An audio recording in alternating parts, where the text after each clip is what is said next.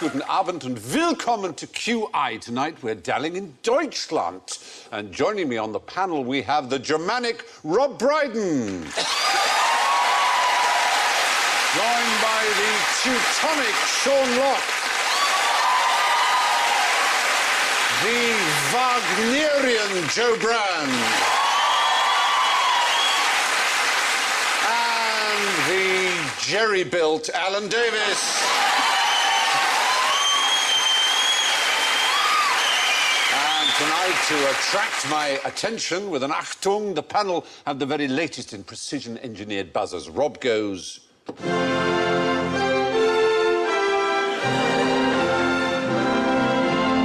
Sean goes... Joe goes... And Alan goes... Don't let me be split to the Germans. And I should warn you that I'll be cracking down very hard, panelistas, on any mention of the war. Don't mention the war.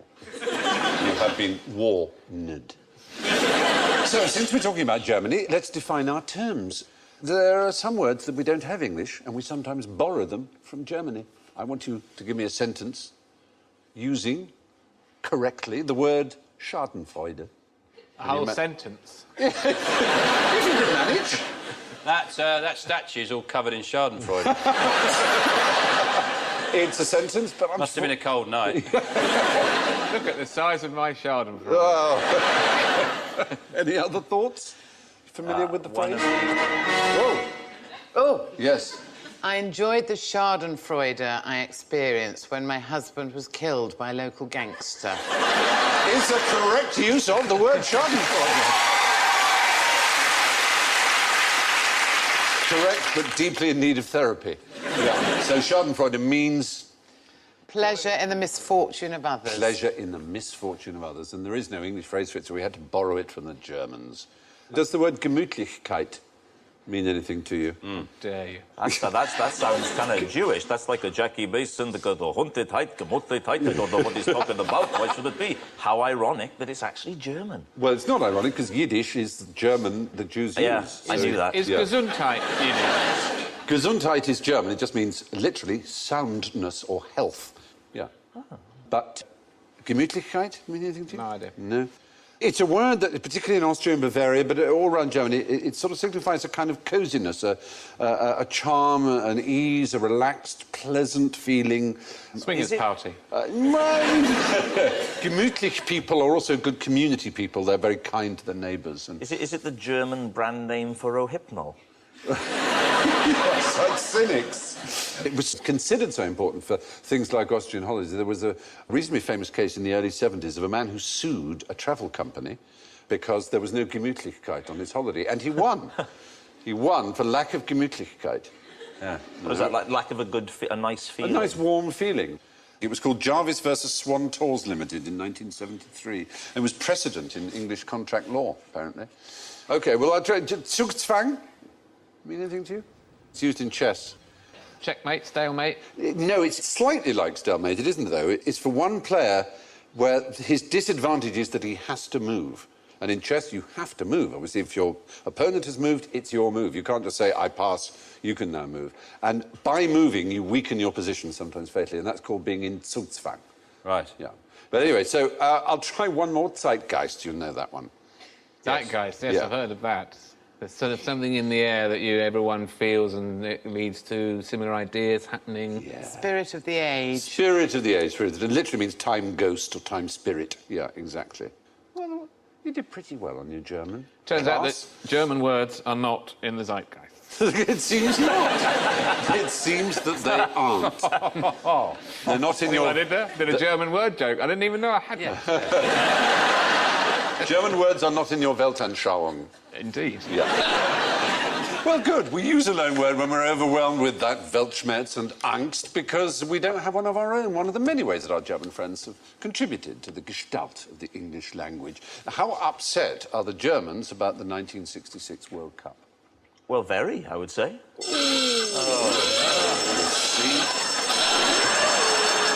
Well, they would be. Surely, I would have thought a proud nation like the Germans. They were upset at the time, but I said, how upset are they? They barely remember it. If you asked every German who won the World Cup in 1966... Yeah, they're they pretending. No, say because that. the fact The is... World Cup? No, I don't No, know. because we care about it, they don't. They care about their scores against Holland. That's their big thing. They really, honestly, if you ask the average German, they're just 66. They really don't know. Oh, did you? Well done, you know. International... For us, it was like everything. Wow, we won. But they, in 1974, beat the Dutch, and that, to them, was the one they really, really care about. But they surely, the Dutch have never provided a great deal of opposition to them. Generally, in history, they've just walked into Holland whenever they fancied it. Oh, in that sense. Any time they want, they just go into Holland, which is just like spin the windmills at them. I haven't mentioned it yet!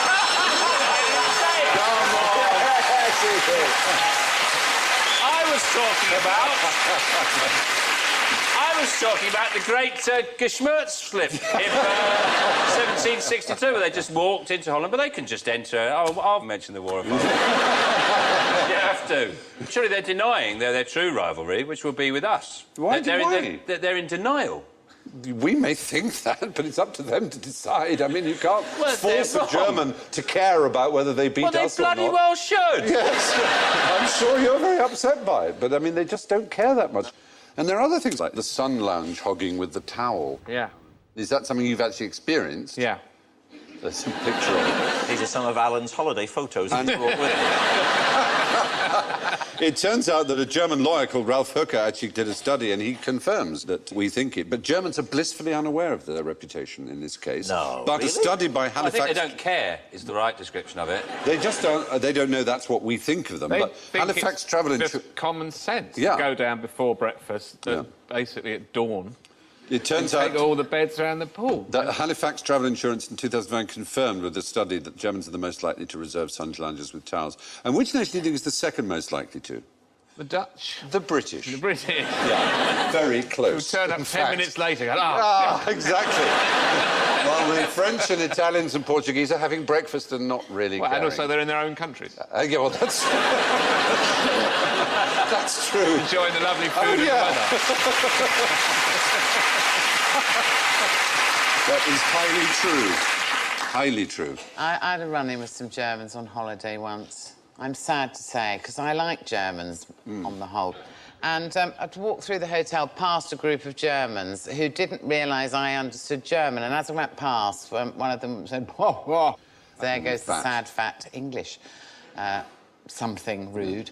And so I railed at them in my pidgin German, which made them laugh even more.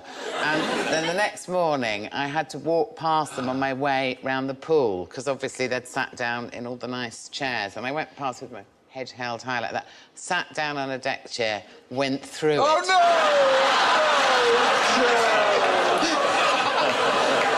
And they pointed and laughed. Sabotaged it. They left the one chair, they'd already weakened it, perforated it in some way. Yeah, the English father. That's very good, I remember that.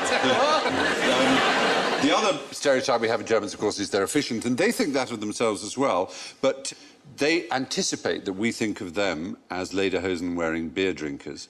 But what do they think of us? What are the 6 major thoughts that Germans have about the British? We're probably a bit smelly, beery, Beautiful untidy, hair. they would Untidy, say. They think of us scruffy. as untidy. Violent. Well, we come in mobs, certainly. Yeah.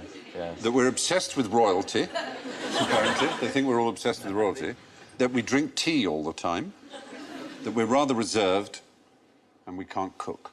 So they've been over then. Yeah, they've pretty accurate summation, I fear. If not, they've certainly read our newspapers. Yeah. There you are. The fact is, we may think of the Germans as our great rivals on the football field, but they're more interested in caning the Dutch. But why did the Germans confiscate the Dutchman's trousers? What, the Dutch... Is there some special Dutch trouser? Am I missing some Dutch trouser? When was the thing? World Cup held in Germany? 74 and 2006. 2006. Yeah. Now, in 2006, a group of Dutch fans, in fact, hundreds of thousands of Dutch fans, thought it would be rather charming to buy some orange lederhosen that were provided for them, which had two big pockets they could put beer in, and they had a lion's tail. They were called Leeuwenhosen in Dutch, which means lion trouser, lion pants. There they are, big pockets for their beer. They look like they work for EasyJet. They do, don't they? They do. It's the same colour, the colour of Holland, the orange, as of Nassau.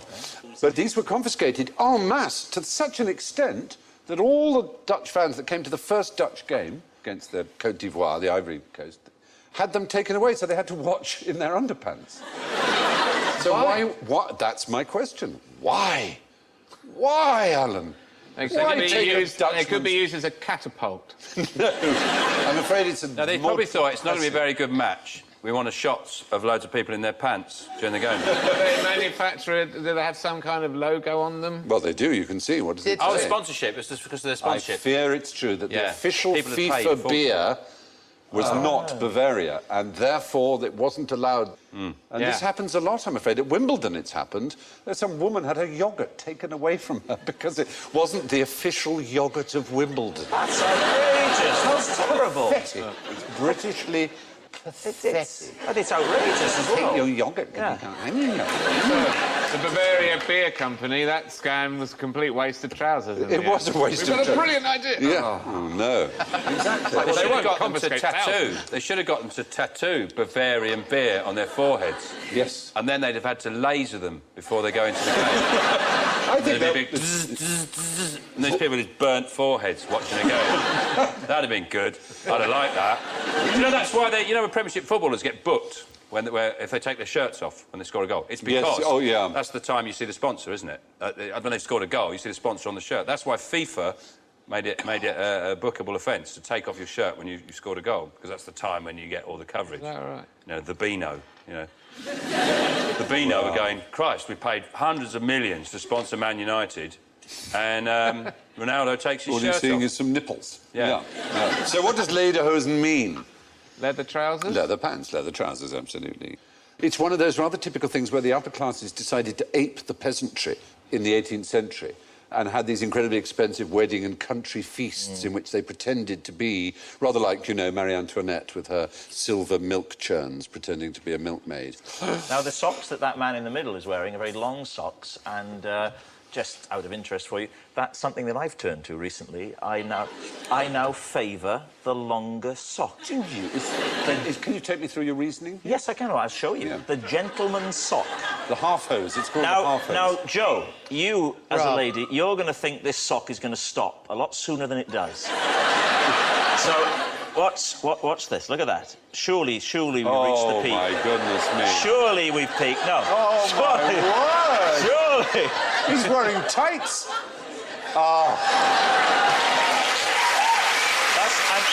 Can I say, not so much for Joe, but Stephen, Alan and Sean, I urge you to give it a go. Because it gives you a feeling of security. They do make you look like a knobhead. Sorry, Rob. Well, one of the problems men They have... do. There's a problem men have, Joe, But which Stephen, is that we wear away the hair on our shins by tight, short socks, don't we? Is that one of the things you're sorry, afraid can I of? just say, by just carrying on the conversation, you imply that you agree with what Joe said. What was going through my mind is how difficult it would ever be for a man to say that to a woman, that's all. And I thought, I'm not going to go in that direction. We allow women to be rude Could you to us, please come and down that's on fine if they one want to side be. or the other here Yeah. of my... You're Well, either it is with true. me or you're with her. It's Yeah. true, but it's just as true Well, that put it women this make way, themselves Rob. look positively ridiculous occasionally. It doesn't make you too. look cool. Put it that way. Nobody's going to go, I'm going to get a pair of those. Well, at the risk of turning this into Ready, Steady, Cook, why don't we let the audience decide? All those who think Rob is really onto something with the gentleman's half hose, as I believe they are technically called, the long sock, the Bryden long sock, could you please shout out, long sock? Oh, it's not good. That's not good. I fear, without having to ask... There's no need to carry on. No, OK. Yeah.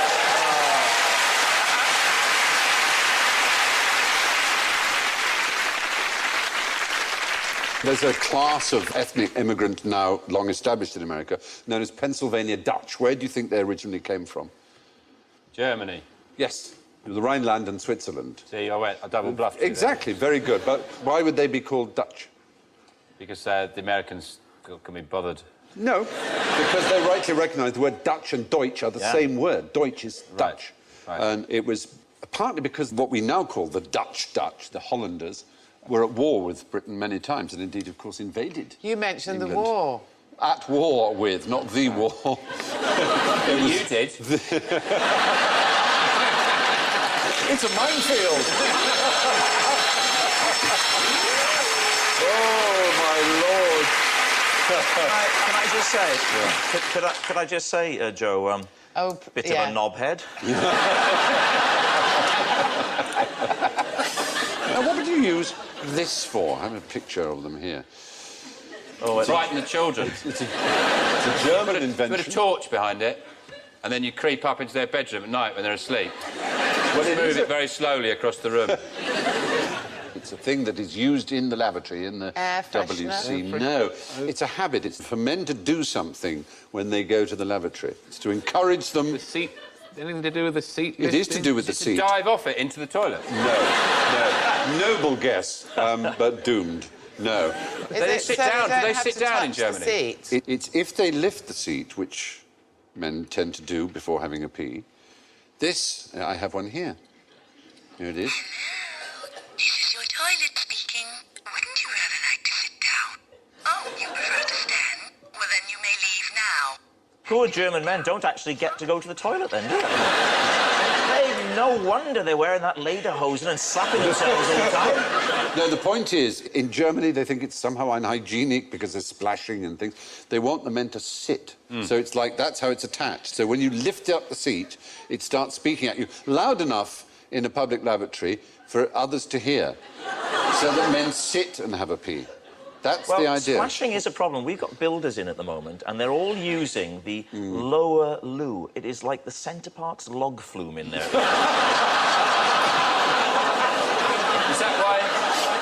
that why you've got the long socks?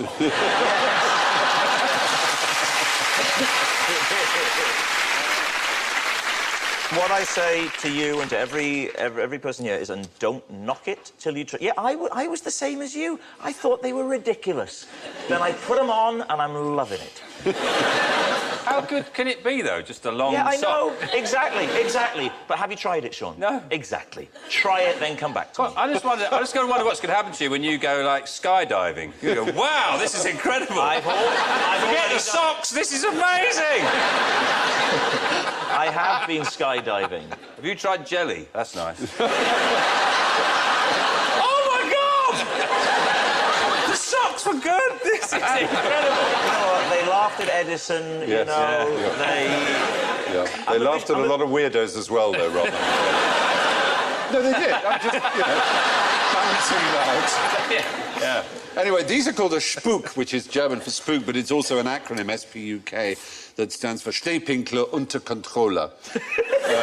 Stehpinkeln is to stand urinating, as opposed to Sitzpinkeln, which is to sit urinating. You're going to think I'm making this up, but when I sit down, if I'm wearing a heavy cord, a jumbo cord, for example, one of the things that annoys me more than anything else is when I put my trousers on and sit down. Sometimes it catches the long sock and takes it down to the and I sometimes will pull the sock up while I'm sitting there just to have that nice feeling of control of the sock reaching the knee.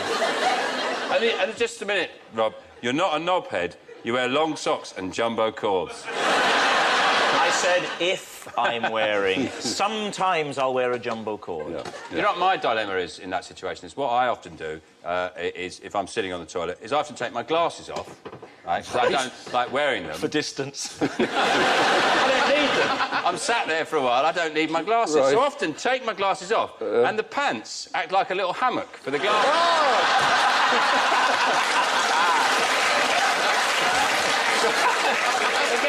It gets worse, because if I put them in there, and then I might be sat there for some time, because my diet isn't the healthiest. I eat far more meat than I should.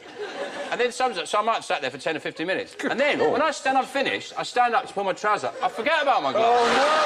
And I go, Oh, my glasses! And I've rammed my glasses deep into my under regions. Whoa. And I cleaned this pair, I think. Yeah. Well, I hope no one else has Thanks any for more. sharing. Yes, quite. Yeah. Well, anyway, the Spuck is a high-tech weapon in the German battle against men weeing on the floor. What do naked German students do for a living? The Nacktputzservice, if that means anything to you. You can hire a naked person, You can not hire a just naked for student. life modelling or anything. No, not for life modelling. For doing housework. Germans like to have naked students doing their hoovering and their housework for them. Bizarre. It's because nudism is a very German thing. Germans sort of, I wouldn't say they invented nudism, that's ridiculous, but they, as the kind of movement we know it did spring from Germany. FKK. FKK, very good point. Do you know what that stands for? Freikorpus culture. Freikorpus culture? Freikörperkultur, yeah, exactly. Free body culture is the... Well, So it's you not must a have se- points it's not for a- that. How not do a you know about FKK? I know about it. It's Yeah. it's famous in the 30s, wasn't it? That's right. A lot of nudism. Until Hitler. And I know some stuff. Yes, I know you do. I was just interested. No, Goering, in particular, of all the high echelon Nazis, loathed nudism and spoke out against it and said that a police must be trained to stop anybody going naked. But after that period, which must not be mentioned, it sprang up again. And now in Switzerland and places where there's an open border, in Poland, for example, hordes of naked German hikers are crossing the border and going hiking, and the Poles don't like it, the Swiss hate it, they all find it disgusting. They love it in Germany, don't they? And not only, of course, in beaches, but in the centre of Munich, the English Garden, the Englischer Garten, has a nudist area. And the biggest park in Berlin, the Tiergarten, has a nudist area too. Can't really imagine Hyde Park having a nude area, can you?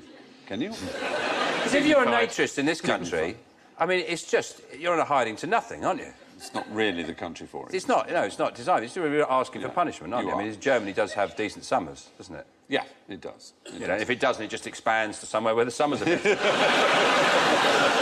Come on, man. No,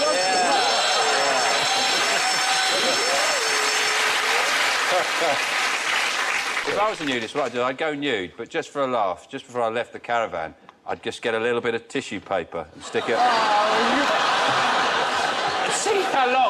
See how long before someone mentioned it. He goes, are you playing volleyball? Who wants to come for a smoothie? Come on, I'm buying. So you go, Sean, you got... What? Anyway, Nacktputzservice is the popular German practice of hiring students to clean your house in the nude. It's all in the finest tradition of the home of modern nudism. What's the most repeated TV show of all time? Oh, Top Gear. It is, isn't it? It is. You do get a lot There's of Top not Gear. a time of day when it is not possible to watch Top Gear. It's true. It is on, and it's always a different one. Ah, but this one is one programme. One show that's the One show. It's the most repeated show. It's a German show. It's a British comedian. Two Called British comedians. The Duchess. Sorry? It's called The Duchess or something like that. I Or think you know what I'm referring to, yeah. The waiter or lady somebody. It's, yeah, it's a He has to have British a drink. comic being a waiter to a posh... It's called Dinner for One. That's right. yeah. And it's shown on every channel in Germany on December the 31st every year, and has been since 1972. Oh, and I know who's in it as well. Yes. Freddie Frinton. Freddie Frinton, you're right, plays a butler who has to serve a Christmas dinner for his mistress, played by May Ward, who's rather mad and old, and pretend that there are other people there, and he pours out drinks for them and gets drunk himself. You can see a bit of it, here you are.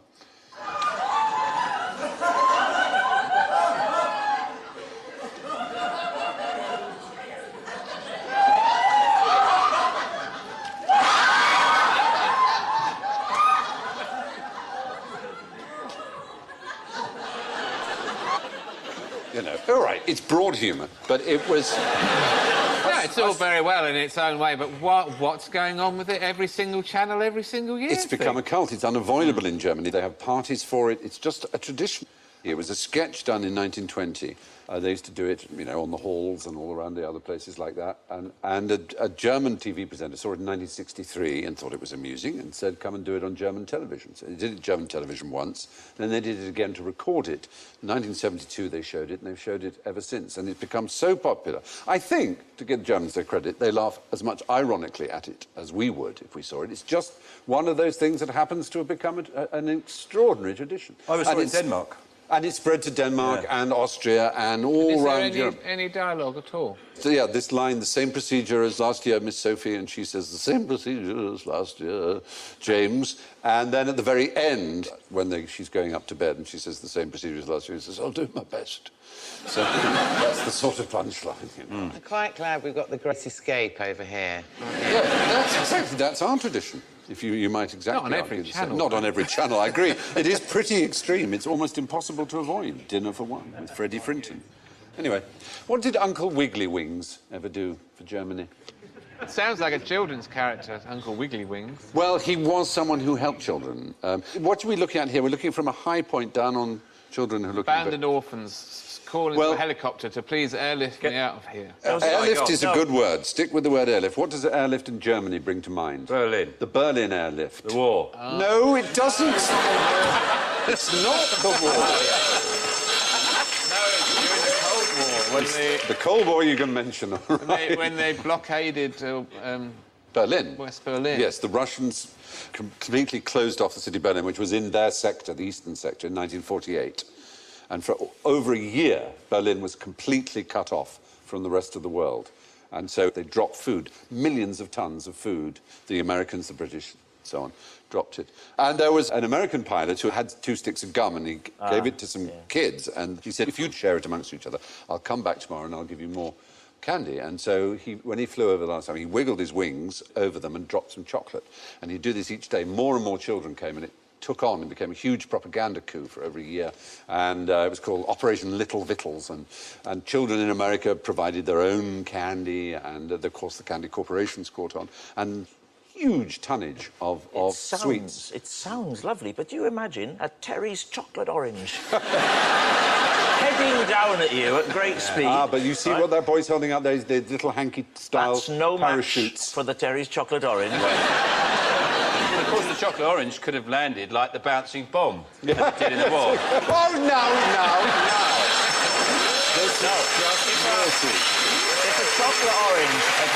If a chocolate orange were to land like a bouncing bomb, that would be a good thing, because if you hit it, it would go boom. It would just open up nicely, wouldn't it? Gorgeous.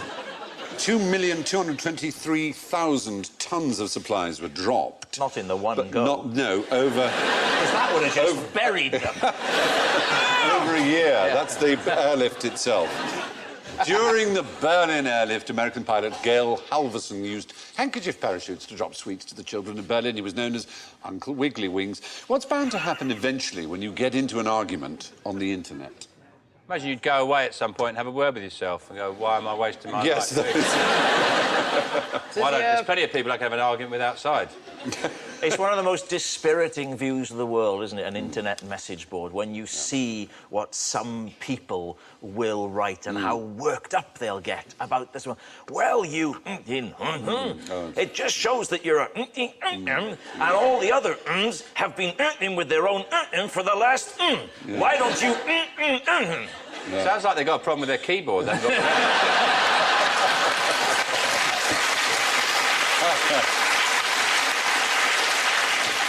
angry. Well, there's a thing called Godwin's Rule. Do you know this? No. It's called Godwin's Rule of Nazi Analogies. It basically says that as an online discussion grows longer, the probability of a comparison involving Nazis or Hitler approaches 1. Yes. And it actually happened. Eventually someone will say, that's what Hitler did, or that's what the Nazis did, or that argument... Do you see what I mean?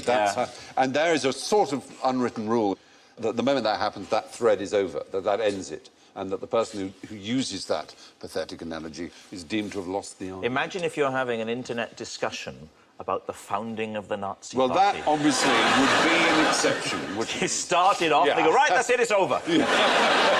I'm just trying to get a nice discussion going. No, I think that would be allowed. And who's this Godwin, then? Well, he's General Counsel for Wikimedia Foundation, but it's a very, very apt and intelligent observation that any argument deteriorates to that point, you might as well end it, because it's nearly always inappropriate, people will say.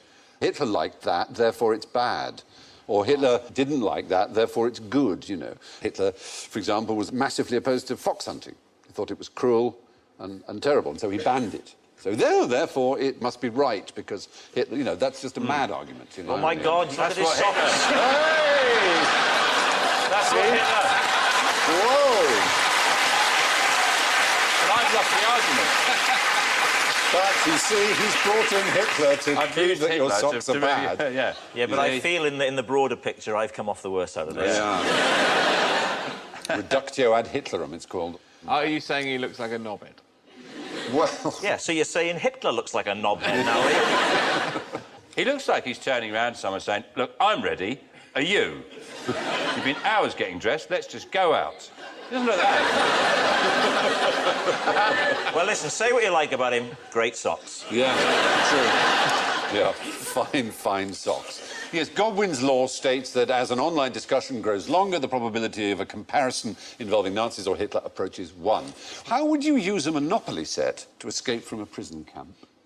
I could see how you might use a buckaroo. Just fly out over the fence. I mean, you'd probably just keep ending up on the barbed wire. Again, try it with the bucket. Is it the old covering up the hole with it? Well... Like in Shawshank? No, there was a man whose nickname was Clutty Hutton, who in Britain bought up lots of Monopoly boards and turned them into escape kits that he then set up through MI9 with these pretend charities. So that you'd get a get out of jail free card.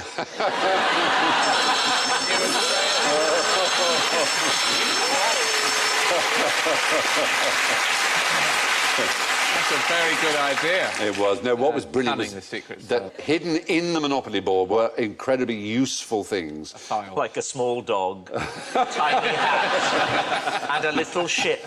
There would be real money interspersed with the Monopoly money. There would be maps on silk, because they obviously tried it on paper. It's too bulky and rustly. But on silk, on parachute silk, you get an enormous amount of detail and tiny. That's an example of his earlier work, putting a compass in a military tunic button. The Germans got wise to this. They'd unscrew them, eat the buttons, and they'd see it. So then they reversed the thread. So when the Germans unscrewed it, they in fact tightened the button. Then they got wise to that. So then he used razor blades, which were magnetised at one end, so that when they were attached to something metal, they would spin round with the G of Gillette would point north, which was very good. So they were well disguised. They said, now, look, we put the normal thread on. Yeah. Old Kraut, he's unscrewing it. Yeah. Then what we've done is we've put it the other way. So when he's unscrewing it, Yes. he's actually tightening it. That's right. Now we've gone a step further. We've done one here. You can't get the top off. Isn't there a flaw in that, sir? Don't complicate it. Don't complicate it, Perkins. No one's going to see this bloody compass, that's for sure. Give it a try. You won't get it off. Oh, very good, sir. In many ways, it's become what I call a button. If I was the German camp commandant, I'd have made them all wear duffel coats. If it was me, if I was in charge, I would have started shipping out giant Jengas. Would you? Well, then you just build them up. You know the Jengas you get in pub gardens? Yes, Just massive ones, just hop over the fence. Brilliant. If only you'd been in charge then. Or snakes and ladders, but with actual ladders. Yes. And real snakes to scare the Germans. Scare the Germans. Good British snakes who didn't like the look of a German soldier and would go up to them and go... What about if they gave them toy tanks, but really big ones? Then they could just drive straight out. And turn around and go, take this, Jerry. What if they were to send the prisoners of war very long socks and concealed inside the socks are big files to file down the bars? Well, they sent them blankets which, when wetted, gave the outline of a greatcoat, which they could cut out, so it was like a tailor's template to make a greatcoat with, and pens with hidden sacks of dye in to make them different colours, and playing cards that when you threw them in water, they peeled aside to have money in them. It's a really clever stuff, double laminated. Can't believe the Germans gave them their post after a while. Yeah. Well, they didn't know. Obviously, they had to hide the fact they got all that. Anyway, Monopoly boards were amongst the ordinary items which were sent to help escaping prisoners. But now it's time to navigate our way through the hostile territory of General von Ignorance. So, fingers on buzzers, if you please. Who wrote Brideshead Revisited? Well, it's even more. Sorry.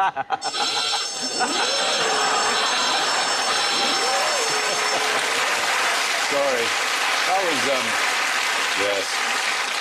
Of course he did, Evening War, Brideshead. Of course he did, of course he did. I was just checking whether or not you'd remembered not to mention It's not wars. pronounced like that, is it? It's Evening Waff. No, if only it were. But firstly, what breed of dog is this, in fact?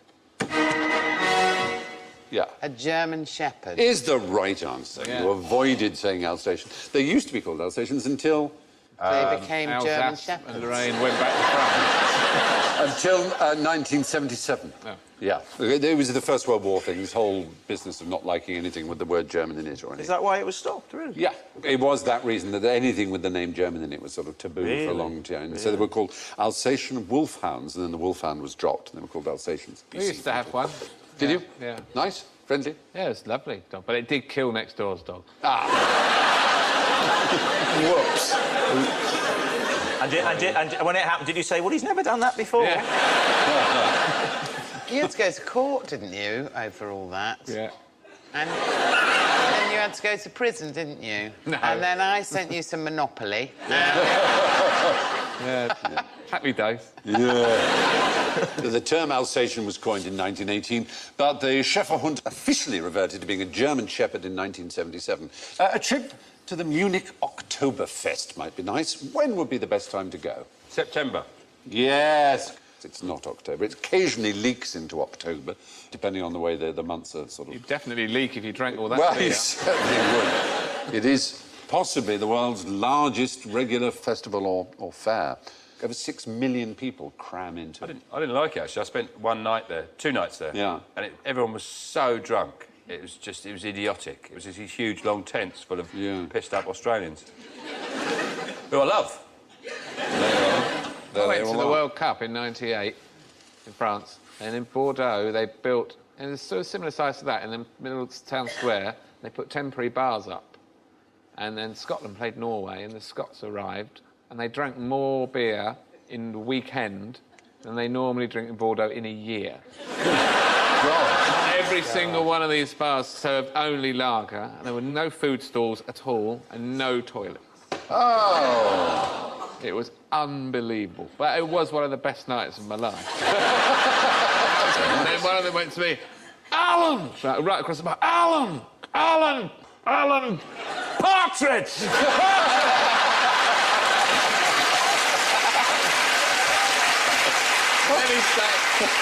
Then he started going, aha! Aha! The rest of every time I saw him for the rest of the night, aha! It was very funny. Yeah, it's a huge, huge event. I mean, they drink 6,940,600 litres of beer. It's horrifying, isn't it? Most of the Oktoberfest takes place in September and knocks into a cocked hat the idea that Germans don't know how to have a good time. Now, a musical question. What's wrong with this? Cream-coloured ponies and crisp apple strudels, doorbells and sleigh bells and schnitzel with noodles.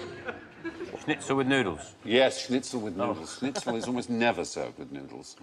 It might be occasionally now simply because of the song, but it basically rhymes with strudels, let's be honest. That's why... Could have had it with a poodle, then? Yes. You've ruined the film for a lot of people. I hope not. The magic. I mustn't tell my kids that. No, please don't. It's a wonderful song. And who wrote the lyrics? It was Rodgers and Hammerstein. The lyrics were, therefore, Oscar Hammerstein. Yeah. The second, yes, absolutely. How does the film end? There it is. They sing Don't they Farewell. get over the border and Where do they get to? supposedly into Switzerland? Well, actually, they get part arrive in a in musical. Bavaria, in quite near Hitler's private house in Bavaria. Hitler's sitting down to have supper, and his family singing about goat herds arrives. It's all very odd. But there's the border, there's Salzburg, there's Bavaria. In fact, what the family did do, you're right, they walked the 100 kilometres all the way down to, you see where Innsbruck is, down towards the Italian border. That's the way they did it. The Italian border was conveniently open. They very luckily got there the day before the Italian border was closed to Austria. So it was very fortunate. So it's a little bit of artistic licence, but it's worth it. Of course, one of the great masterpieces of modern culture. Good. Now, lastly, what happens in Germany at 11/11 on the 11th of November every year? Everything carries on as normal. No, there is something special happens. The 11th of September? 11th of November. 11/11 on the 11th of Phone rings and the British Prime Minister says, we won.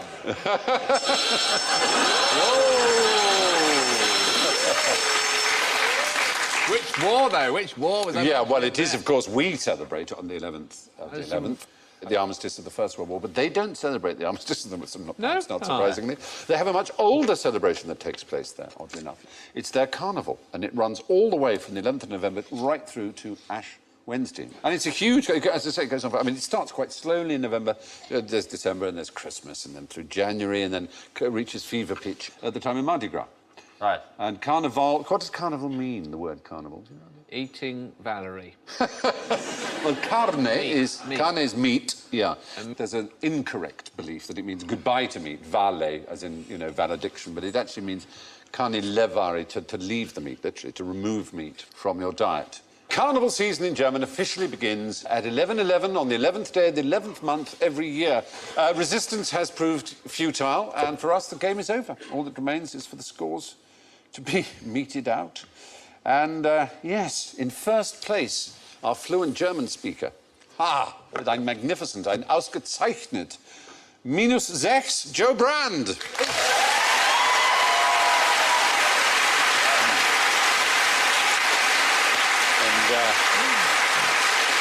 auf Platz 2 mit -7, Rob Brydon. Good or bad? I don't know. Aber auf Platz 3 mit -36 Alan Davis. Und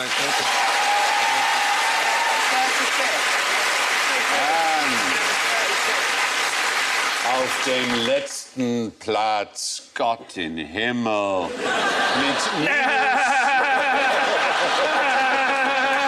-76 Sean Locke. Thank you.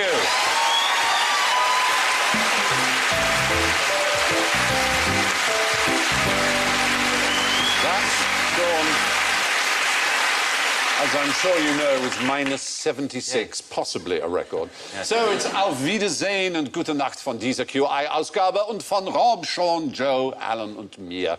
I leave you with a story about the Bloomsbury Group writer, Lytton Strachey, who was, how should I put it, a confirmed bachelor, an aesthete, and also a conscientious objector and a pacifist. And he appeared before the Conscientious Objection Board, and they were obviously going to quiz him on whether or not he truly was it or was just a coward trying to get out of serving. They said, Mr. Strachey, are you married? No, he said. Well, they said, well, do you have a sister? He said, yes, I do have a sister. They said, well, suppose a German soldier came and tried to rape her, what would you do? He said, well, in that case, I would endeavour to place myself between them.